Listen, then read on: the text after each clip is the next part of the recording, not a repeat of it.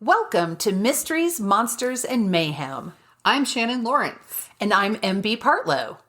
Quick content warning before we get started. This podcast may contain language and disturbing content, so enter at your own risk.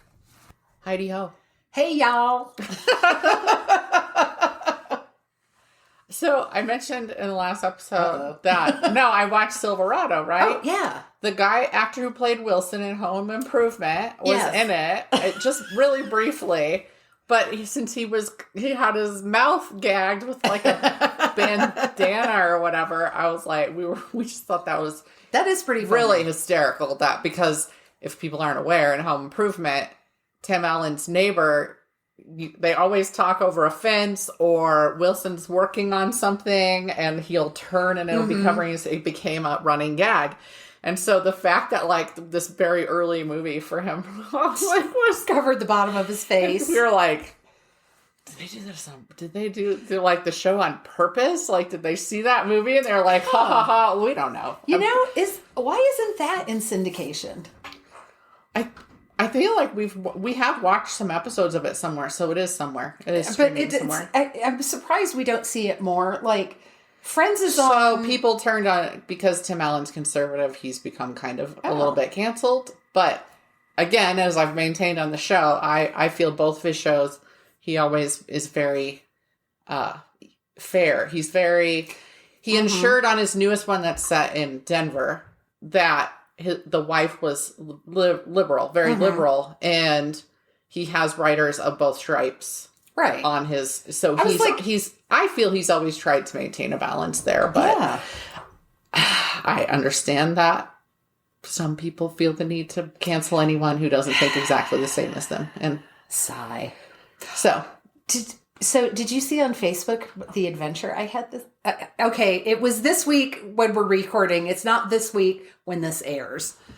But I went kayaking. Oh, yes, I saw you kayaked. I was like, what adventure? Oh, my God. Yeah, this friend of ours was like, he posted something about kayaking. I'm like, oh, my God, that looks incredible. And he's like, you want to go sometime? And it's like, yes. Yeah. If we didn't keep having expenses coming up, we totally have been wanting to get kayaks for the cabin. He has these 2 inflatable kayaks. Yeah. And he just met me. We met at 8 a.m.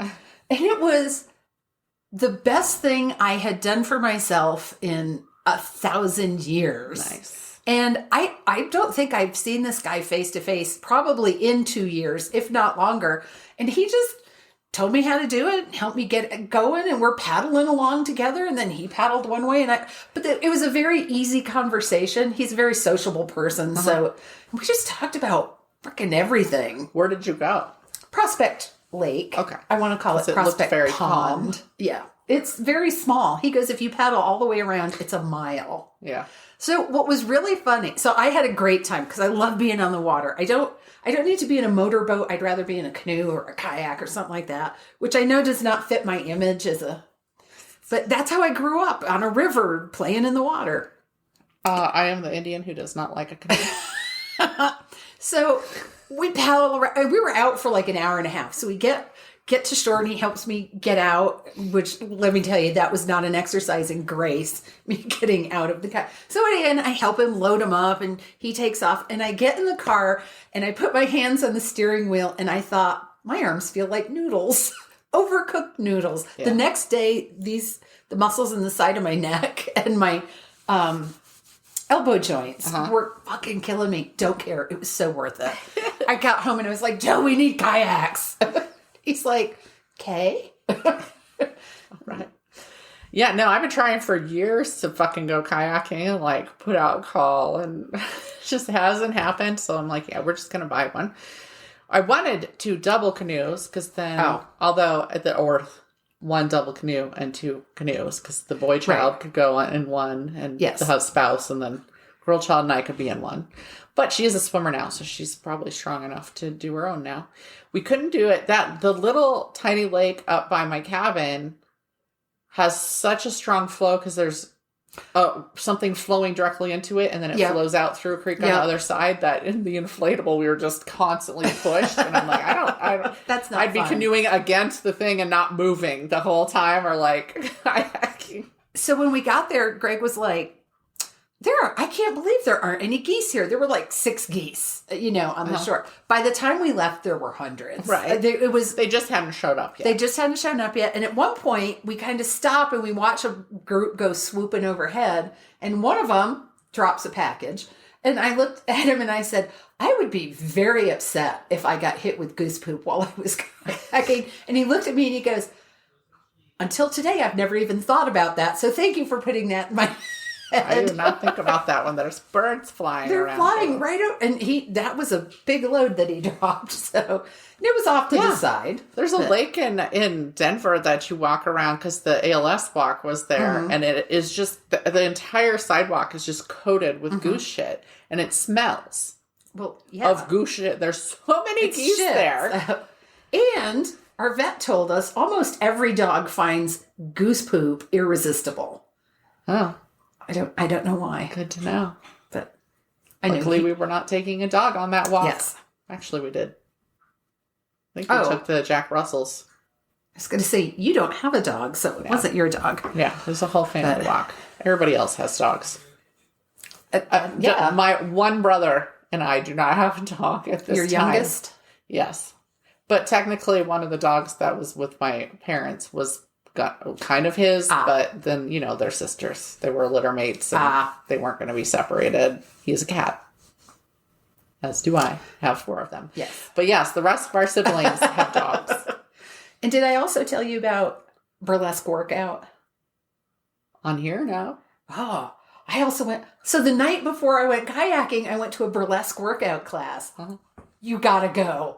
It is the best. It is the best workout class. This guy named Mr. Valdez teaches it. It's awesome. I was just like, Mr. Valdez runs a crew there at Fritzy's too, of the burlesque dancers and variety show, because there's belly dancer and yes, and he is a burlesque dancer. Yes, he doesn't always perform because he produces now. Yeah, but oh my God. He was actually in the first hosting and dancing in the first burlesque show I ever went to, and my friend heckled him.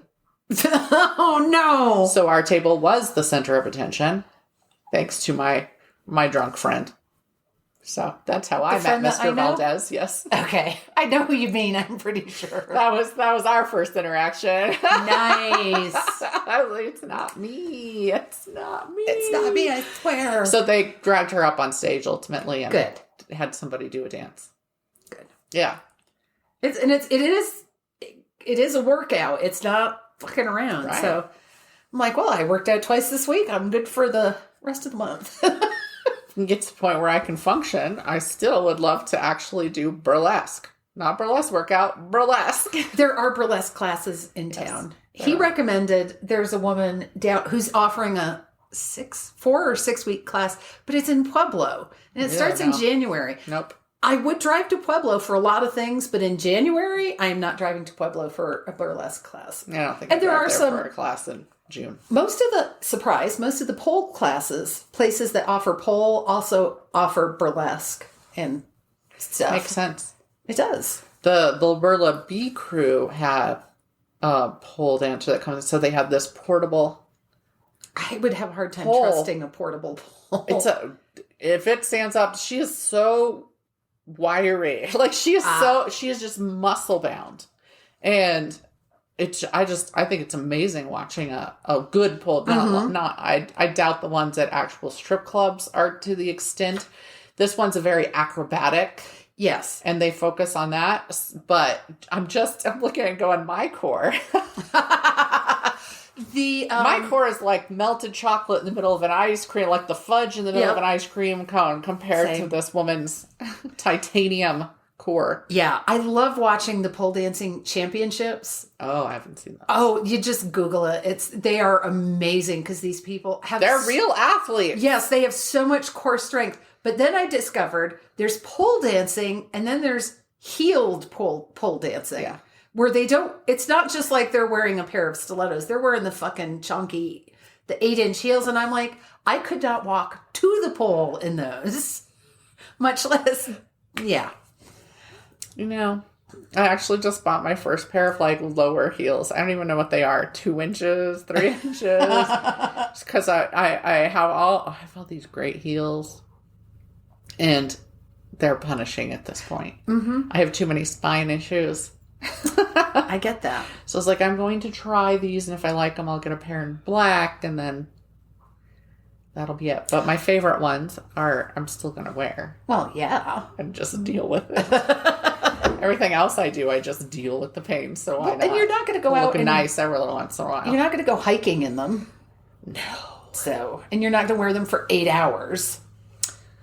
One hopes. One hopes. That's the last time I wore heels and then helped run an event and then spoke in the event and stuff was My Bloody Valentine a few years ago. I remember that. And my big toenail came off. I'd never had that happen before. It was a fascinating process. It was both of them got badly damaged. I think only one on one side fell off, though, and the other one got past it. But I was like, this is so gross. But your new nail starts growing in underneath the other one before it even falls off. Because I thought there was going to be this exposed pad. I mean, there was a little bit, but yeah, that was bizarre. I had an accident where I slammed my foot in a car door and lost the big toenail. And that was it is a fascinating process. This is our discussion for guys, since we talked about bras last time. Yep. Just pulling it. My husband has lost he's in like thumbnails and stuff because he did so much construction. Right. Like, he'd watched that come off. When I slammed my foot in the car door, it was in a friend's vehicle, and she freaked out because I was like, "What?" I said, "It's okay. It was my fault. I wasn't." So we went back to we were on our way to conference. We went back to her house for something, and her husband was like, "Well, let me stick a needle in there and let the pressure so you won't lose the nail." And I just looked at him and said, "I think not. You don't need to be anywhere near." I did look at that shit, and I was all, "No, nuh-uh." I got my hand slammed. I got my right hand slammed in a car door by my maid of honor on the morning of my wedding. Nice. So I had this bloody, swollen ring finger. It was my ring finger. Oh my God. Yes. Of course. Yes. Of course. Yes. I was sitting there icing it, like violently at that point, icing it, trying to like rub it all over my finger because it's really hard to ice a finger, like your ring finger. Yes. While everybody else is doing each other's makeup. And I that was probably my one bridezilla moment, is they were doing each other's hair and makeup, and I was asking for help as the bride who was icing her busted finger that her maid of honor slammed in a door that morning. And I had 3 rings that had to go. Like, I had and I finally was like, who cares what any of you look like? There was only one of them in the wedding party. I didn't have bridesmaids. I had a maid of honor. And they were doing each other's hair. I don't even think that's a bridezilla moment. I was like, would somebody fucking help me? Yeah. What the fuck? That's like, they were in this Jesus weird little... Yes. Like, hello? Nobody gives a shit what you look like. No. Nor should they. I'm not asking for anybody to contour my face. I have busted my right hand. Somebody help me. God! Honestly, that's just very representative of my friends as a whole at that time, so. Nobody pays attention to Shannon. Y'all couldn't see the head toss that went with that. That's right. It was epic. It was an epic head toss. All right, do you want to start? I can. I am going to talk about a man. Today we're going to France. A man. A man. A man? A man. Oh. So today we're going to France. Not that the U.S. doesn't provide the world with more than enough deranged killers, but sometimes you have to remember that other countries produce them as well. And I don't even know how I stumbled across this guy. I mean, just look at Russia, and they have there's a fill there. Oh, there is a deep well there. There is. Men, women, children, and they're all... Cannibals. Yeah. So, Jean-Claude Romand was born in February of 1954, grew up in the village of Clairvaux-le-Lac in eastern France. He was an only child with a slightly overprotective mother. Romand later said that his mother worried about him overmuch. That was his phrase. So he learned early on to lie to her so she wouldn't worry more. Although, from all accounts, he was not a troublesome child. He was a helicopter mom. And it said slightly. So he just didn't want her to worry. And it doesn't sound like he was doing anything to worry about. But he also claimed to admire his father for never showing any emotion. And he wanted to emulate that behavior. He was you don't show emotion. So I'm going to roughly translate his French schooling into American terms. So I'm going to fuck it up, probably. Forgive me for the gross simplification. He graduated from high school and then registered for 2-year college prep, but then he dropped out after the first term, and he later enrolled in medical school, or at least he said he did. It turns out that Romand told his family and friends, including his parents, that he passed both his first year and second year medical exams, when in fact he did not.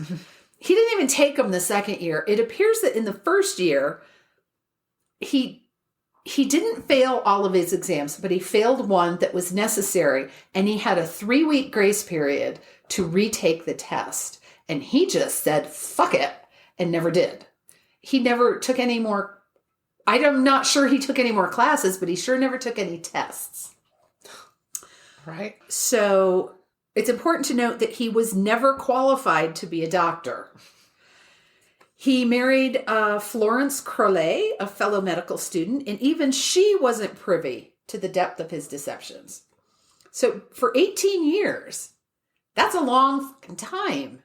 18 years, he presented himself as a successful medical professional and researcher and was accepted as both.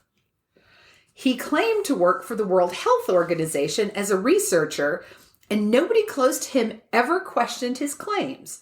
Florence said he kept his life very compartmentalized, and he never allowed work to interfere with his home life. So he was like, no, you may not call me. I have told the people I work with, which didn't exist, they may not call me at home. And he's like, when I am at work, I don't expect to deal with home stuff. They're two completely separate entities. So it was never, the two were never allowed to cross streams.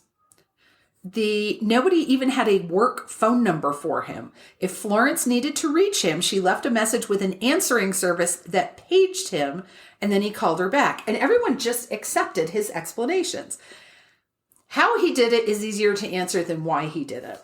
So he lived near a World Health Organization building in eastern France and frequently used their free services when he wasn't spending his time wandering around the city in cafes and service stations. He would buy medical journals and park his car for the morning at a service station and read the journals. And then he would go have lunch at a cafe, carefully not close to home.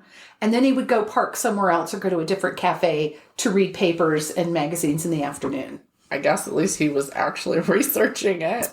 So, if he put this much effort into passing the test. Yes. When he said he was going on work trips, what he actually did was fly to Geneva, Switzerland airport and hole up in a nearby hotel for a couple of days.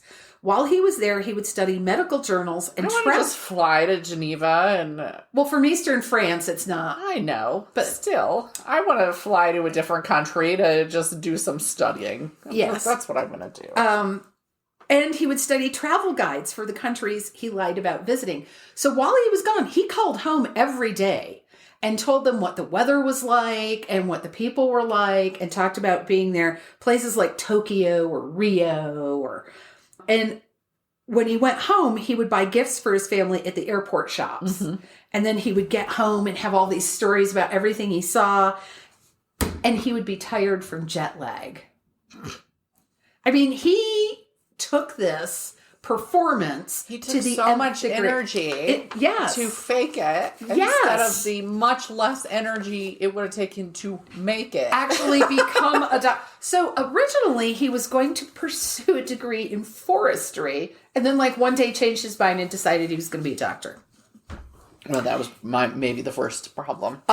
Even I didn't quote a lot of it. They had an article that talked to his best friend from medical school. That guy didn't know. That guy didn't realize that it was all a lie. So at the World Health Organization, Romand would pick up any printed material that was free. So it was always spilling out of his briefcase. It was always in his car, anything that had their name on it. There was a post office, a bank, and a travel agency, all of which he used. He was the one who drove his children to school every morning on his way to the office. And he did, at least in the beginning, go to the World Health Organization office almost every single day. So if you're wondering about money and what he and his wife and their 2 children lived on, they apparently, I think his wife had an apartment and they sold it. So they did have some proceeds from that. His wife worked. She was a pharmacist. She did not work full time. She was like a, what is the word I want? She would go in and fill in for somebody. If somebody was out sick or was on vacation, she would go and fill in for them. Temp, yeah. I didn't know you could do that as a pharmacist, but apparently you can. So they had money from that. And he convinced relatives to give him money for investment opportunities he discovered in the countries that he visited. Also, he worked up this big scheme about, apparently there are a lot of investment opportunities in Switzerland. Go figure. Yeah. I'll just nod my head because I don't know. But he convinced these people that he could make these investments, but because he was the one who worked in Switzerland, the accounts had to be in his name. Yeah. Why did everybody believe this? When his father-in-law retired, he got a large bonus that he gave to Romand to invest. In August or September of 1988, Pierre Crowley, his father-in-law, went to his son-in-law and said, I'd like to withdraw some of the money from that account so I can buy a new car. He's going to buy a Mercedes. In late October, when Pierre was home with just his son-in-law, he fell down the stairs and died of his injuries a few days later. Romand started a donation drive for his in-laws, but you know that all the money just went straight into his own pocket. Also, the EMTs, I'm sure they call them something different in France, when they arrived, he was very much, his father-in-law was in and out of consciousness when they got there. He took the oxygen mask and put it on his father-in-law. Yeah. So he couldn't talk. Yeah. Yeah. His father-in-law said his name, his son-in-law's name a couple of times, but that was all that they were able to get. He then lost consciousness. He was in the hospital for a few days before he died of his injuries. So after Pierre's death, his wife decided their house was too large for her alone, which is practical. So she sold it and gave proceeds to Romand. Come on, sing it with me. She gave it to him to invest for her, and he pops it right into his account with his name on it. So at this point, I'm researching, I'm looking at all these different articles, and I said, what the actual fuck was wrong with every single person in this man's life? Yeah. What happened to everyone's natural suspicions? What happened to trust but verify? There are just people, because I just watched A Friend of the Family, the mini-series about a guy who groomed his wife, this other family, so that he could abscond with their 12-year-old daughter. Yeah. That was... And he had everybody wrapped around his little finger. Everybody. The Mormon elders or whatever they're called there. I don't know what. The council and they did a really good job in the miniseries conveying it in a way that could not be conveyed in even the documentary I watched afterwards. Then I'm like, that is because I want to cover it on the podcast. And I'm like, that's really hard to cover in the way that it was a good example of show, don't tell. By doing it in a miniseries versus the documentary. He just was so charismatic and charming and manipulative that everybody fell for it. And my mind is blown at how he twisted every single person. I guess I'm just naturally more suspicious than other people. Well, yeah. Because if somebody said to me, if Joe came home and said, oh my God, so-and-so and so-or-so are investing with Steve, I think we should invest with Steve. First of all, Joe would not. Joe would be like, I'm going to go look Steve up and I'm going to go look these funds up. But I would be the same way. I'd be like, all right, before we do that, let's Google him or something. Yeah. Of course, this was in, what did I say? It was 1988. So you couldn't get on Google. Right. There wasn't Google. But then I simply would not have been giving somebody my money. Right. So... yeah, I just was...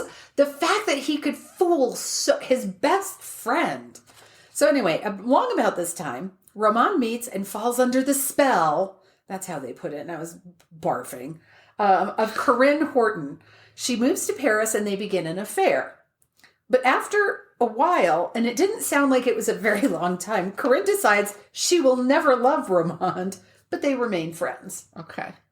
It's like, it just sounded weird. First they say he fell under her spell, like she was out to ensnare him. Cast a spell if she wasn't actually interested. And then she was kind of like, she got to know him and went, not so much.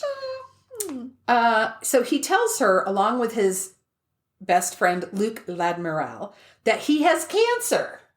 Yeah, Lord. he did not. So for whatever reason, Corinne has quite a bit of extra cash that she wants to invest, so she gives it to Romand. Later, when she wants some of it back, she discovers his more elusive side, and he's not returning her phone calls. And so now we jump to the taint of the year in 1992. The days between Christmas and New Year's. Oh, Jesus.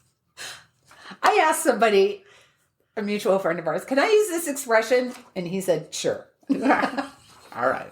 So I was amused by it. That's really all that mattered. What else do you call those few days? It doesn't not. It is. It's like a limbo. Yes. Anyway, so it's that time of year. And in 1992, and Florence Romand is out and about running errands, and she encounters the president of her children's school. So he's been wanting to he's been trying to catch up with her since just before Christmas, because the headmaster of the school had been demoted after having an affair with another teacher. The school board had met to discuss it before Christmas, and her husband sat on the school board. So there was something they needed to get a hold of him for some reason. The president had wanted to speak with him and asked his secretary to get him on the phone. When they realized they had no work number for him on record, they went to the World Health Organization to look for him. He wasn't there. So Florence laughed it off. She said she didn't know why they couldn't find his name, but she would mention it to her husband. And there is no way to know if she ever did or not. But neither she nor the president of the school thought there was anything wrong. They both laughed about it, and they were like, oh, ha, ha, this is going to be funny. This is going to be a funny story when you find out why we couldn't find his name and number. So on January 9th of 1993, Romand withdrew 2,000 francs from the bank and borrowed a .22 rifle from his father. He reportedly gave 500 francs to a homeless person, which seems rather out of character. Okay. But he goes to a gun shop and he purchases tear gas, a stun wand, a box of cartridges, and a silencer for the rifle. The next day, on January 10th, Romand went to visit his parents. When he got home, Florence was on the phone with her mother, who is widowed, who is feeling very lonely and neglected and kind of bitter. She's blaming her children for not visiting her, not keeping her in their life. So it was a very upsetting phone call, and Florence cried on Romand's shoulder when it was done. He then helped her to bed, where he beat her to death with a rolling pin. Jesus. Yep. I'm like, where the fuck did the rolling pin come from? Why comfort her first and then, flip it on her? He claims to have dissociated the whole event. Mm. He remembers sitting on the couch holding her, comforting her while she's crying. Then he remembers nothing until he came back to himself, standing over her body and holding a bloody rolling pin. I really only, at this point, believe in dissociation if you're like a victim in a trauma situation. Yeah, he had a whole lot Dissociating because you're a sick fuck doesn't fly for me. The absolute fuckery, though, is just getting started. He pulls the covers up and left her there as though she was sleeping all night. In the morning, when his son and daughter woke up, he played with them, poured them Cocoa Pops with milk, and watched TV with them. I believe it was the Three Little Pigs. He told them their mother was still sleeping. Then he goes upstairs and he calls them up to their bedrooms one at a time and shot them in the head. First Caroline and then Antoine. After murdering his children, he wrapped the rifle and put it away. Then he went to the local newsstand and bought papers, and then he checked his post box. Then he got into the car and went to his parents' house and had lunch with them. 2 days later, when his Uncle Claude entered the house, the dishes were still on the table. Romand Sr. was upstairs, covered with a bedspread, having been shot twice in the back of the head. Mom was sitting in the seldom-used sitting room, and she was the only one to have been shot from the front. Their dog was also shot. The dog wasn't going to turn you in? No. So here's something to think about. His wife, he bludgeons to death with a rolling pin. His mother, he shoots from the front. He shoots face to face. Everybody else was shot in the back. Yeah.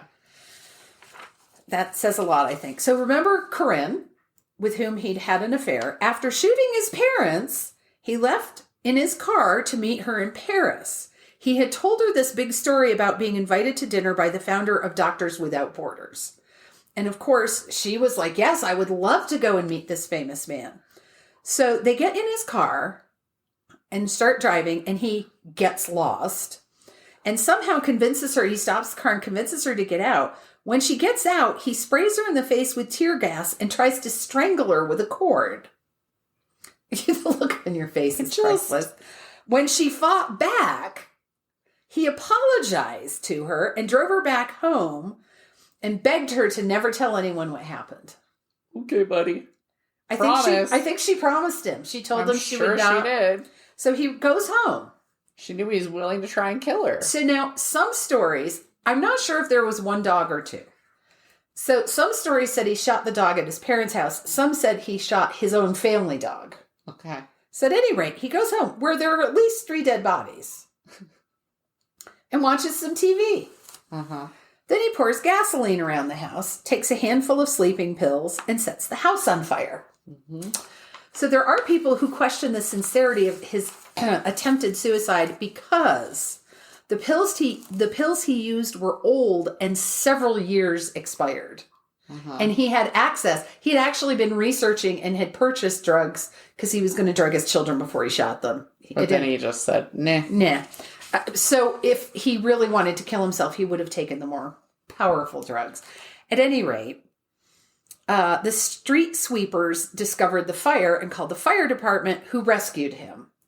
And they thought the family had all died in the fire. And it was actually his best friend who touched his wife's face, like touched her head when she came out. Like, this is someone he's known. He's known her the whole time they've been married. And her head moves and he sees the wound on the back of her head and says to the firefighter, dude, what is this? And the firefighters first said, because I think the ceiling or the attic collapsed, and they thought it was a blow. And then they realized, no, the kids had been shot and her whole body was bludgeoned and yeah.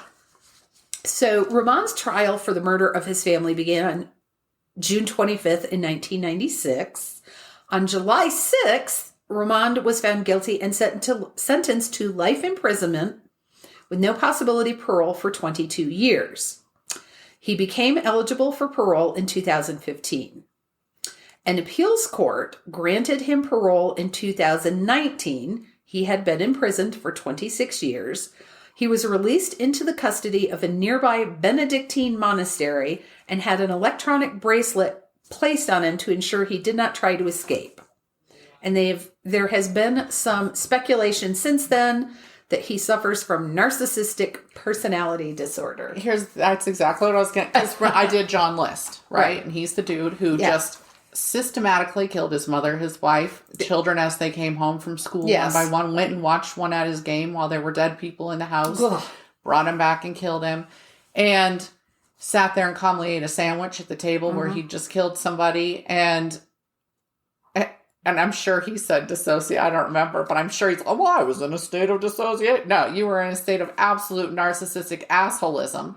And so that's my thing is I'm like, I wish that they could really, that they need to look at these people. I want to know if they're all narcissists because this is not uncommon for a husband to lose his job and take out his family.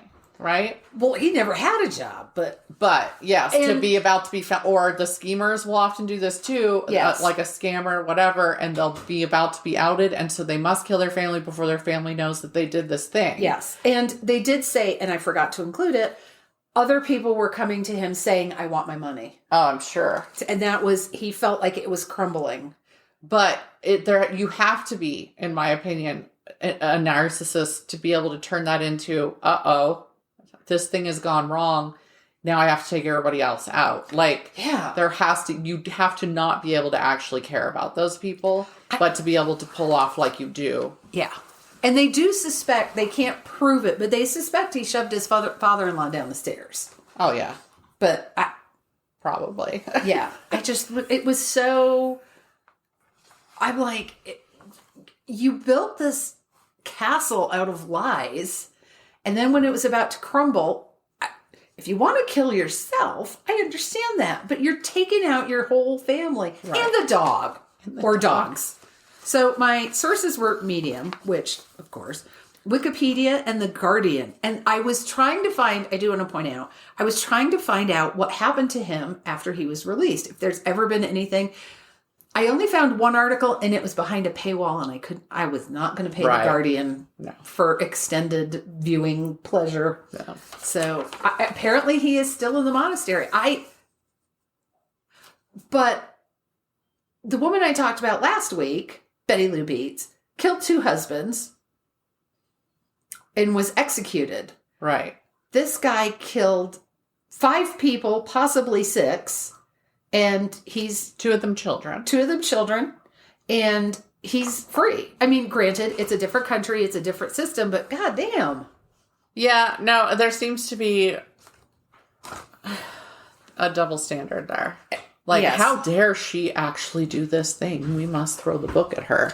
Yes. Okay. Uppity women. Damn them. Fuckers. All right, so I'm covering Adam Walsh and the Hands of Death. Ooh. Yes. On July 27th, 1981, a 6-year-old boy named Adam Walsh went to a Sears in Hollywood, Florida. It was Hollywood, and I was like, okay. And my brain automatically goes, what? Nope, Florida.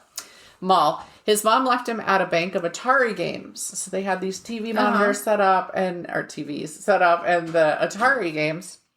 There were a bunch of other boys there playing. So she was just there to ask about a specific lamp. That was meant to be a quick visit. Oh, okay. She knew what she had come there for. She wasn't just like browsing. So she had him, okay, stay here and I will be right back.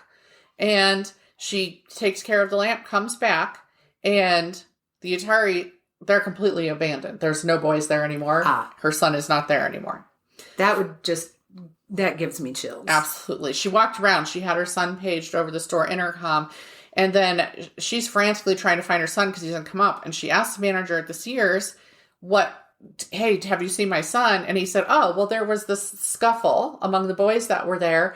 And the security guard, and this was a 17-year-old part-time security guard. Of course. Escorted all of the children out of the building. Yep, took them outside. Like a side entrance. It was the west entrance or whatever. Jesus H. Tits. And their theory is that this security guard thought he was with those boys, the older boys. Okay. Because I was like, but you asked. Like, I researched this and I was just so upset. I was talking to my husband. I was like, you asked. You say, is he with you? Yeah. When there is this tiny little 6-year-old there. You don't take him outside of a mall. And leave him. Yes. And he told him not to come in. So, of course, a 6-year-old that's well-behaved is going to be like, oh, I can't go back in. They're not going to go back in. The teenagers probably went back inside a different entrance. They didn't give a shit. No. And I'm like, not one of those teenagers thought to talk to this little boy either? So, anyway, very upsetting. While his mom searched, she even ran into her mother-in-law who just happened to be at the mall at the same time. And so then both of them were searching and paging and asking people for help. Never found Adam. He was not outside. Police were called, but found no sign of him. They stated. The police? Yes. Uh-oh. Oh, he must have just wandered off. A 6-year-old.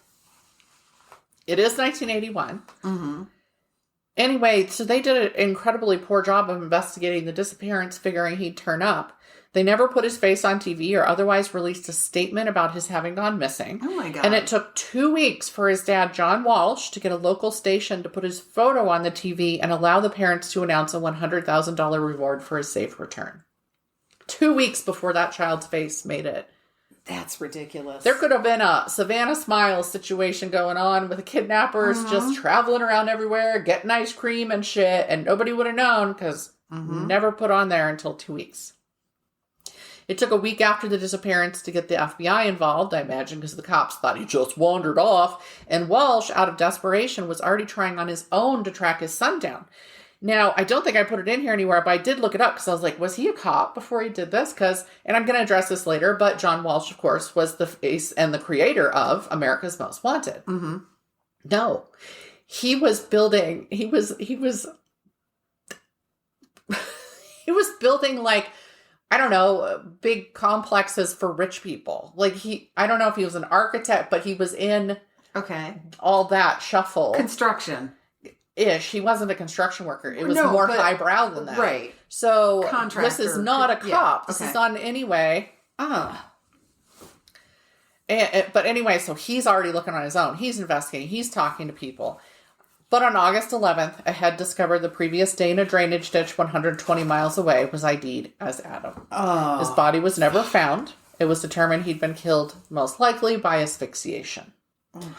Based on an admission, police started looking at a drifter named Ottis Toole. His Cadillac sported bloody carpeting in the passenger footwell. He confessed he was in there for something else, and this is years later, telling a story that aligned with the scant evidence police had.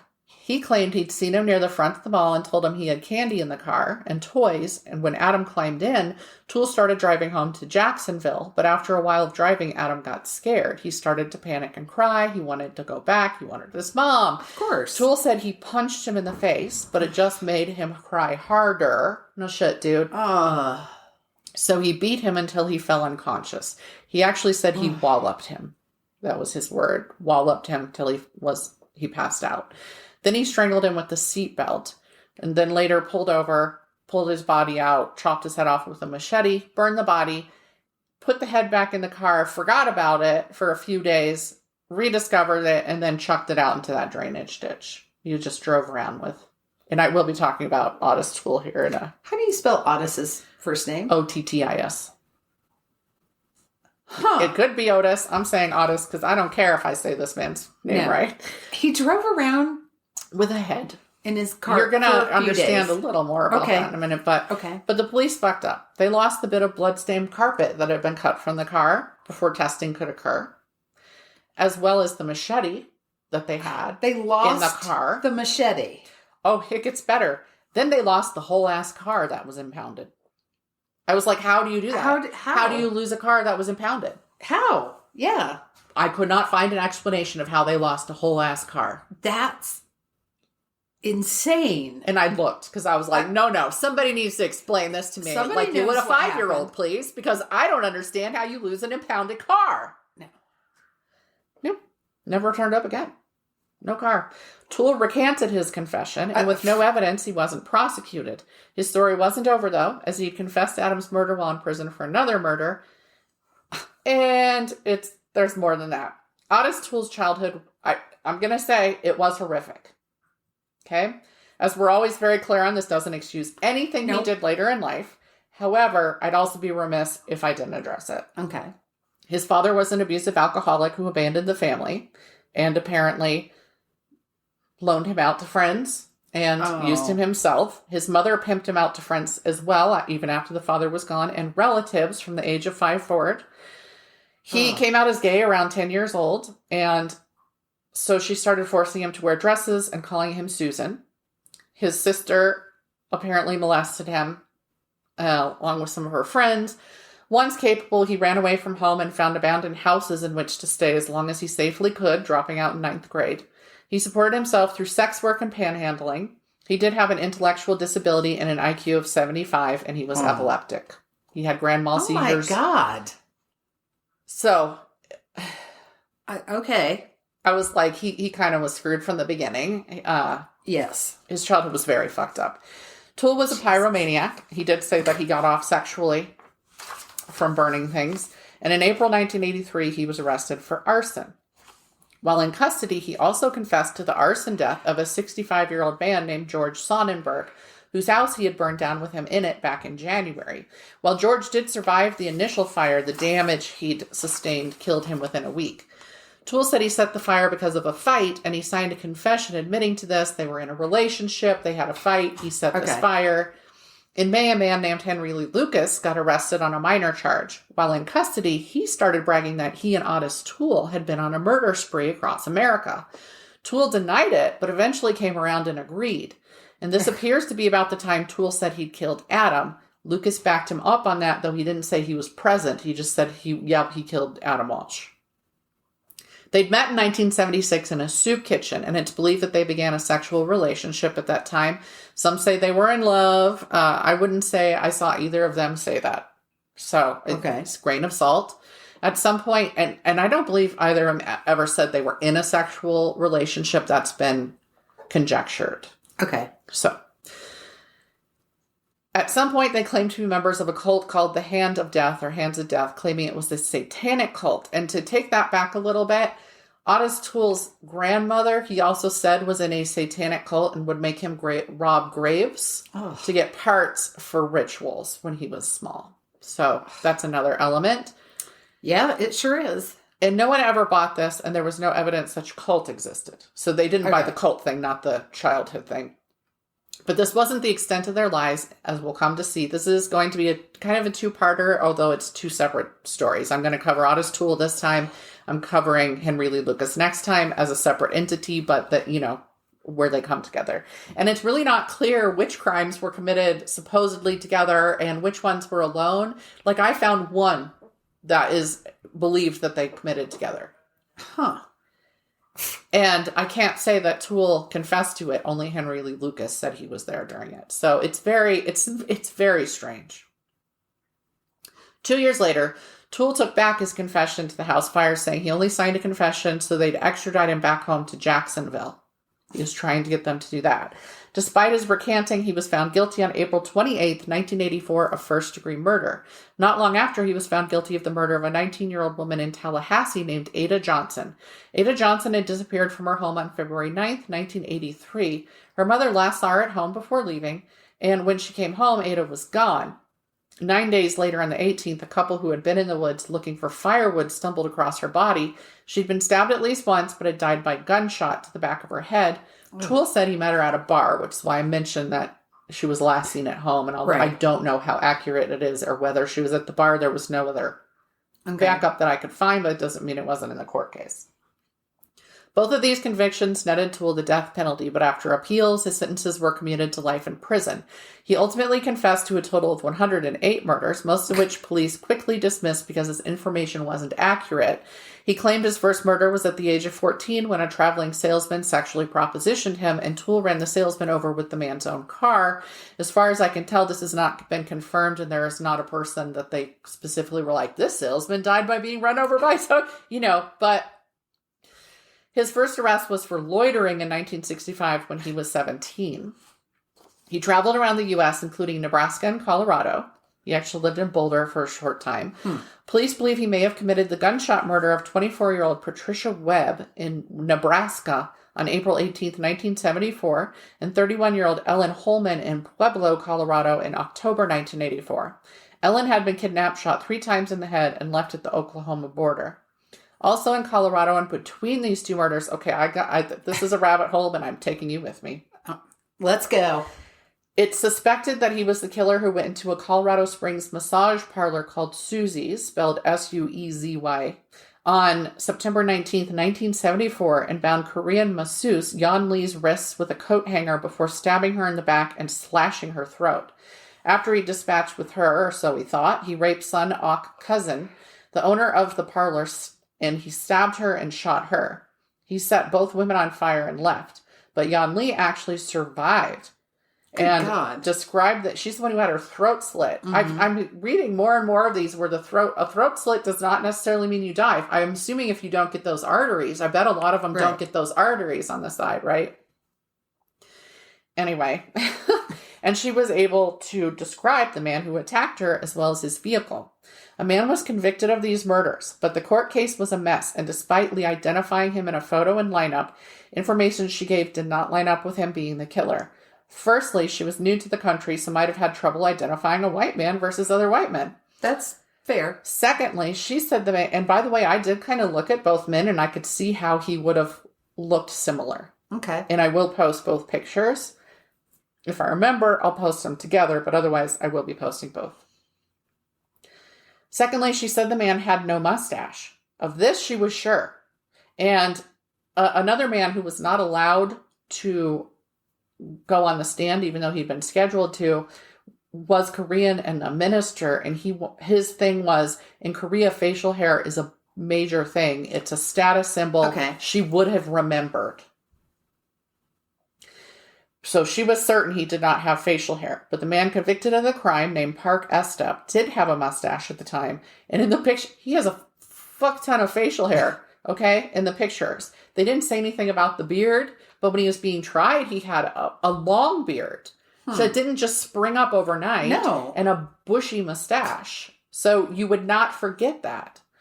Anyway, she also said it was a white truck she'd seen from the beginning. But Estep had a red truck. And I was like, okay, did she just mix up the colors? Because again, if English is not her first language, I couldn't find anything saying, like, did they point to a color and say, was it this color ever?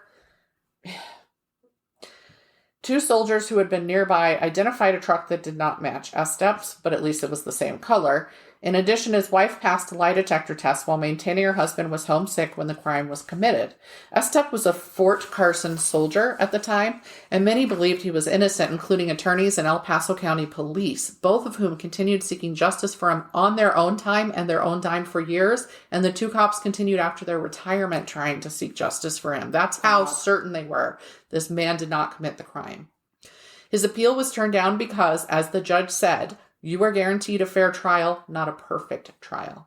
Because one of the things they brought up was that Korean minister not being able to testify as to the facial hair thing and stuff like that. He said, no, you don't get to have a new trial on that basis. Having given up hope, he told his wife, I think he had a 9-month-old when he was arrested for this. He told his wife to please divorce him so she could have a life with their daughter. And she did so, but she continued to stand behind him. Even after she remarried years later, when he was still in prison, she continued to advocate for him. Because she was there. And it didn't happen in the middle of the night, like when they were sleeping. It happened in the evening when they were sitting there together and he was sick and they were watching TV. Like, she didn't go to sleep. It wasn't right. And that situation. He could have snuck out. It was, no, dude, he was rubbing my feet the whole time. That tells me, that really has me more convinced too.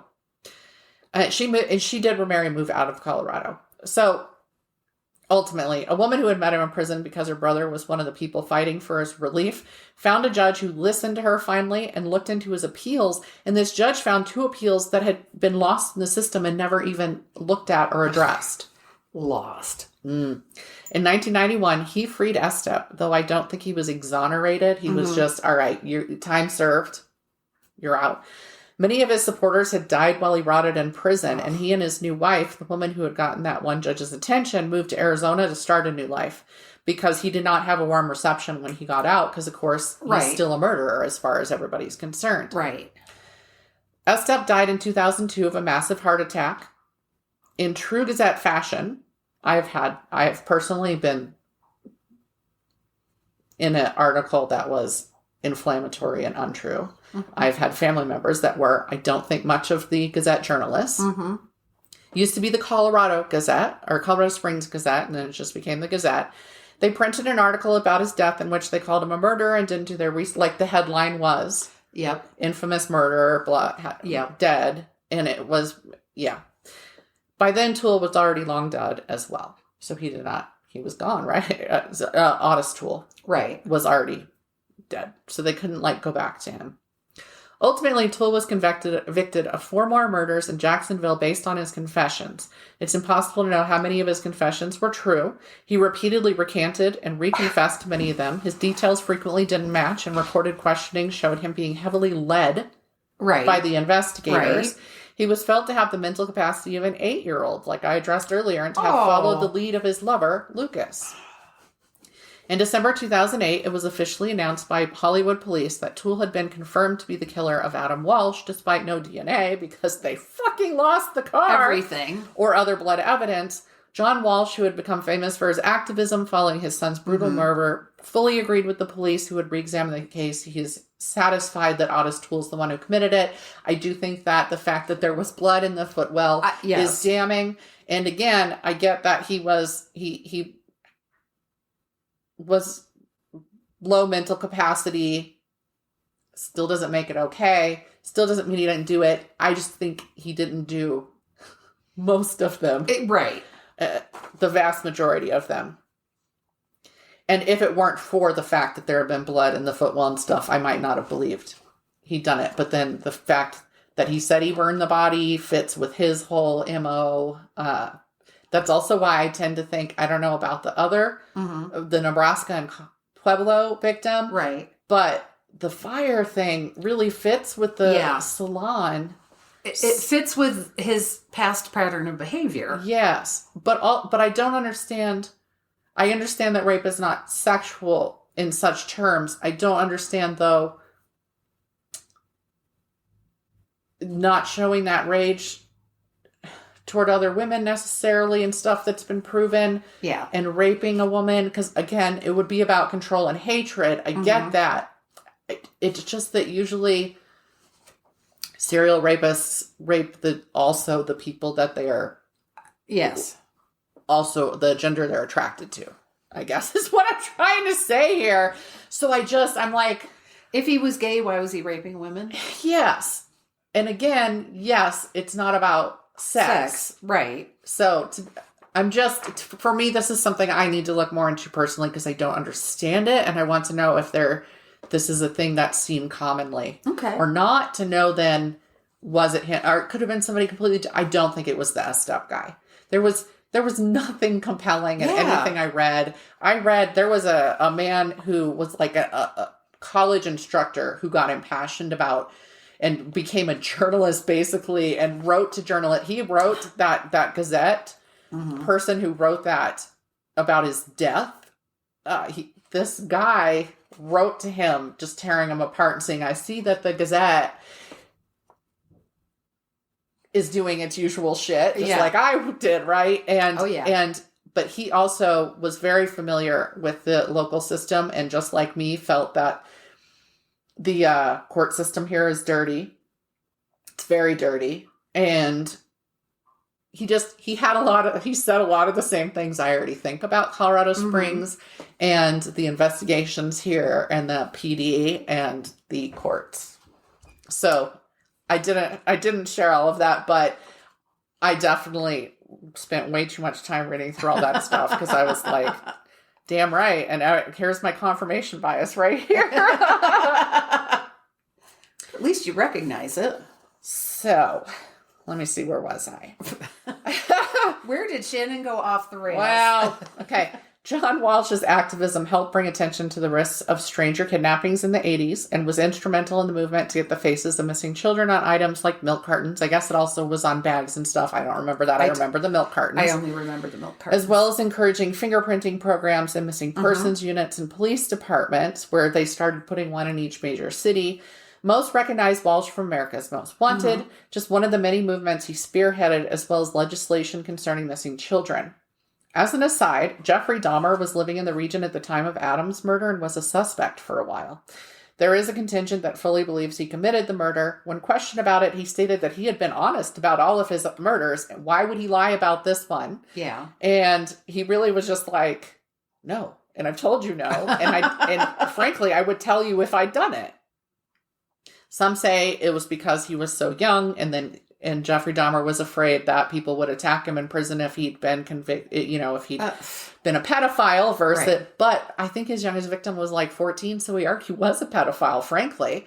And also, he did get murdered in prison, so it really doesn't matter. He was a cannibal. He was already going to be on the wrong side of the prisoners. So I really don't put much credence in this, but there are people who passionately feel it. And Adam was younger than his targets. I mean, his targets were of sexual interest to him, and he wasn't actually into children. Right. Toole died in 1996 of cirrhosis of the liver in prison. Oh, that's an unpleasant way to die. Yeah, and you know what? He was a twisted motherfucker, and beating a tiny 6-year-old to death really bothered me. Reading it in his words, and the details got to me. And so I guess he deserved it. At the same time, he'd already kind of had his punishment in life before that. I just don't know. I don't feel sorry for him. I feel sorry for the child that preceded him. Yes, that's fair. John Walsh was not the only one fighting all this time for victims' concerns and rights. Adam's mother, Reve Drew, I don't know if I'm saying her name right, was by his side this entire time.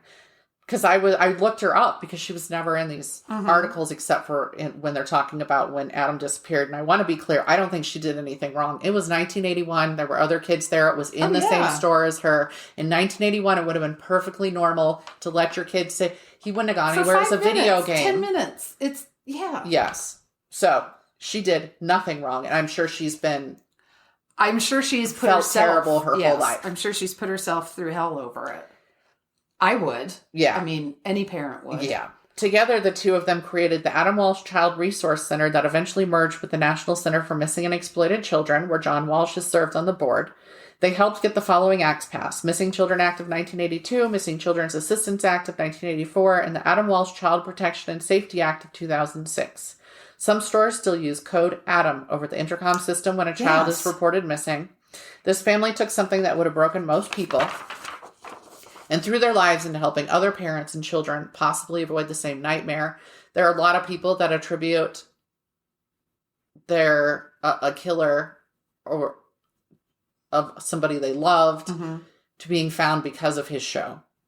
Thanks to America's Most Wanted, 1,186 fugitives were brought in during its 25-year run. Wow. John Walsh's son, Callahan, they did have another child, ultimately, now works for the National Center for Missing and Exploited Children and co-hosts Walsh's new show, Pursuit with John Walsh, on Investigation Discovery.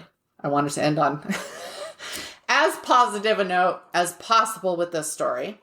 Sources, pomc.org, usrepresented.com. That is where I read. That was where the journalist really spoke about that guy that was possibly falsely convicted. Investigation Discovery, parentsformeganslaw.org, NBC News, Newsweek, and Wikipedia. Speaking of the Gazette and the court system, they recently did, and I don't know who wrote the article, but it was a Gazette article about judges. In local judges and at a certain level. And there's now, they now have to make public how many pending cases they have and how old they are. Okay. So if you've heard a case and they've made motions and you haven't ruled on them, and there are a couple of judges who just have fucking like 90. That's bizarre. It is fucking unreasonable. And some of them are things that if they ruled on the motion, the case would be settled. But this one judge just lets them build up. And they also talked about another judge who was appointed, I want to say in the last 2 or 3 years, who inherited a huge backlog of these and her work. And she explained why, okay, sometimes you can't do it because of this or that. But she was like, no, she goes, I get the most satisfaction when I close those old cases. Right. And get them out, get them finished, get them out. She goes, it's not fair to make people wait years and years when one motion will settle the disposition of the case. Yeah. And a year or a year and a half for some stuff that my family dealt with recently was painfully long. Oh, yeah. Constant delays and stuff like that. by a particular side. But yeah, while they're looking at it, they need to look at how the Colorado Springs family courts run. They're very anti-dad, and they even go against child services when child services says that the mother is a danger to the children and ignore it. There was a woman who the court system used to evaluate parents. Mm-hmm. And she's under investigation now. She moved to Texas. She's doing the same job in Texas that she did here and is being investigated for. Apparently, she asked parents for extra money. Oh. Whoever gave her extra money, they just happened to get custody. And she was very biased as well. Mm-hmm. And she's like, I don't understand why these people think I was biased. Well, while the Gazette is looking at things, they should look at themselves and actually look at whether their journalists are doing their research or just parroting back what they're being told, because guarantee they're not doing their fucking research either. So I think very little of both of those entities in this city. Mm-hmm. But the Washington Post, which is supposed to be, decent paper. Yeah. They had an article, and their source they quoted was a column that runs by a dead cat. Yep. And this is why I've been down on journalism lately. I don't think that I know that there are some who are true investigative journalists, but they are few and far between. And I don't know who you're supposed to trust to look into the bad ones. Just like cops. Yeah. How do you figure that out? You don't. Everything's dirty in this fucking country at this point. But this city is especially bad. Yes. And it has been for a long time because we've been exposed to dirty politics within the police department a long time ago. Mm-hmm. So, yeah, there's a lot. There's so many things I can't say, and there's stuff that's not mine, and there's stuff that would get people in trouble, and it's frustrating. So I don't mean to be vague, but yeah, I'm disgusted with a lot of what I've seen just in the last few years, but I have been disgusted for a while. Mm-hmm. With the Gazette as well. I made a retraction or correct. They wouldn't retract, but they would correct. Be printed about an article that was about my husband and myself in a car accident. Okay. Yeah. They called him. It was the other person's fault. The police, every single witness backed this up. And the newspaper called my husband basically a murderer because he was driving the car that got hit by the person who caused the accident. But she had died, and she was elderly, and we were in our 20s. And lately, about half of their food reviews are in Denver. What? And they have their own newspapers up there. They can do that up there. Guess who owns the paper up in Denver? Who? The Denver Gazette. I'm not even kidding. Okay. So half of the food reviews talk about and I'm like, I don't give a fuck. We have plenty of new restaurants opening down here that I would like to hear about. Right. And it's like on Sundays, I love a Sunday paper. I'll read any Sunday paper. Open up the lifestyle section because that's where they talk about books, if they're going to talk about books at all. And it's a lot of Denver stuff. And I'm like, you can't find anything worth writing about in Colorado Springs. Nothing. That mentality's been around forever with so many things, though. They act like Colorado Springs is a tiny city, and it's the second biggest in the state, and it's pretty damn big. Yes, and I'm accustomed to people in Denver having that opinion. Yes, I am as well.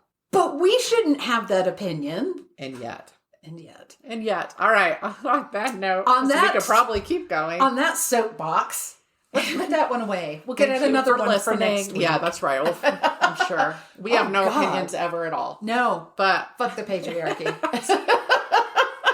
I didn't feel like I'd gotten that in yet this time. Okay. Thank you for listening. And check us out on buymeacoffee.com/MMMayhem. Thank you. Bye. Thank you for listening to Mysteries, Monsters, and Mayhem. Find us on Facebook and Instagram or at our website, mysteriesmonstersmayhem.com. Please like, rate, and review, follow, and share wherever your favorite podcasts are downloaded. Thank you for listening and supporting our podcast. We'll be back next week with more shenanigans.